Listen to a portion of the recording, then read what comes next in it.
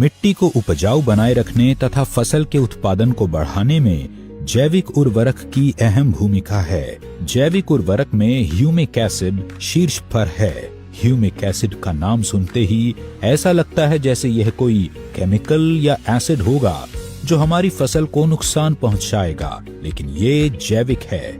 Humic acid खदान से उत्पन्न एक बहुपयोगी खनिज है। इसे सामान्य भाषा में मिट्टी का कंडीशनर कहा जा सकता है, जो कि बंजर भूमि भी उपजाऊ बनाता है। मिट्टी की संरचना को सुधार कर उसे नया जीवन दान देता है। एस्क्लेपियस पेश करते हैं ह्यूमिक और फल्विक युक्त इको हरियाली with 3H and 2F formula.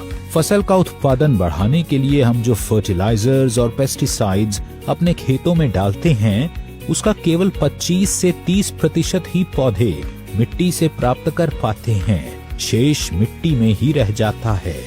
कुछ वातावरण द्वारा अवशोषित हो जाता है या पानी के साथ बह जाता है। इको हरियाली मिट्टी में उपस्थित अघुलनशील फर्टिलाइजर को घोलकर पौधों को उपलब्ध कराता है। इको हरियाली का सबसे महत्वपूर्ण कार्य है मिट्टी की गुणवत्ता में सुधार करना, उसे बुरबुरा बनाना और उसके पीएच को संतुलित करना, जिससे पौधों की जड़ों का विकास बहुत तेजी से होता है। पौधों की जड़ों का विकास होने से मिट्टी में उपस्थित मिनरल्स और विटामिन्स पौधे के लिए उपलब्ध हो जाता है, जिससे पौधा स्थिर रहता है। इको हरियाली प्रकाश संश्लेषण की क्रिया को बहुत तेज कर देता है, जिससे पौधे की पत्तियों में हरापन आता है। ये पौधों की शाखाओं में भी वृद्धि करता है। इको हरियाली पौधों के फूलों की संख्या को बढ़ाता है, जिससे फसल की उपज में 25 से 30% की वृद्धि होती है। यह फलों के साइज को भी बढ़ाता है। इको हरियाली मिट्टी में प्रजनन और फायदेमंद सूक्ष्म जीवों के विकास करने को प्रोत्साहित करता है।